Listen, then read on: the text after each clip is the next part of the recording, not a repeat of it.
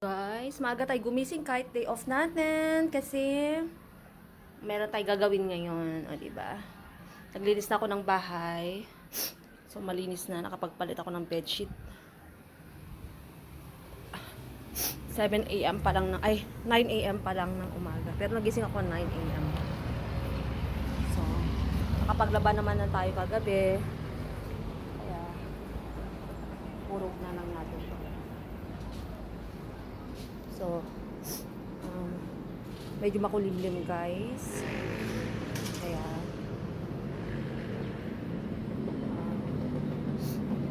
may bagyo kasi, di ba?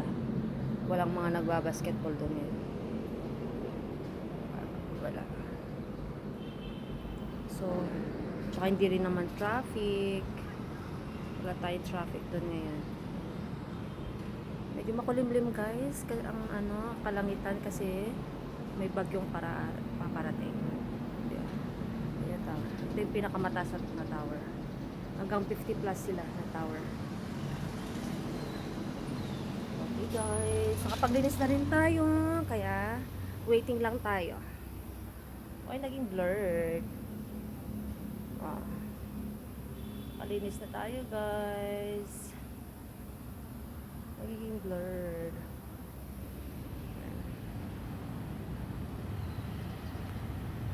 Kain tayo guys. Chicken a la king. Yan yung sauce and Mountain Dew. Making wrist right there. Nag-charge ko. Charge ko yan. Kasi nga, may client tayo kanina. Yan. So, diba? Para matulog tayo after nito. Sarap tulog. Too much raining. Too much wind also. Oh wow. Typhoon coming na.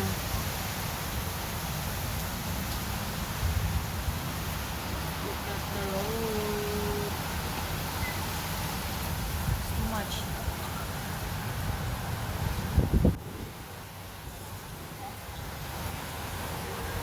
Guys, pagising lang natin. So, magkano tayo na chicken caldereta. Chicken lang siya. Ayoko ng beef kasi nag-beef na tayo last week. Pork ayoko rin. So, chicken na lang ilagay natin. So, ito yung mga ingredients natin. Patatas. May natira kasi akong kamote. So, ilagay na lang natin. Diba? Try. Kasi siyempre may green peas. Yan. Green peas. So, iwain lang natin. Lakas ng ulan sa labas. So guys, ito na yung mga ingredients natin. So simple lang, di ba? Tapos buti na meron ganyan. Pwede to mix siya. Yan. Ano lang natin, brito lang natin to. Tsaka yung mga yan. Diba? Papainit lang tayo ng kawali. Tumigil na ang ulan guys. Sila. Yun ang lakas. Lakas din ng hangin. So nice. Chicken caldereta.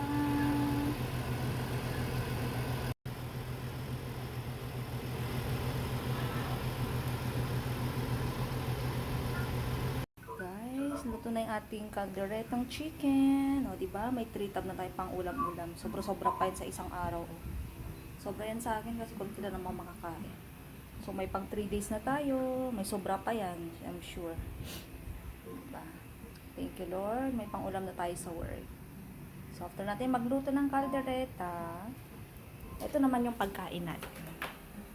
For the dinner. Diba? Ano to? Ano tawag dito? Indomie. Ayan. Fried noodles. Toast bread, black coffee. O, diba? Kain tayo, guys. He is right there. Nanonood siya ng TV dun sa kain.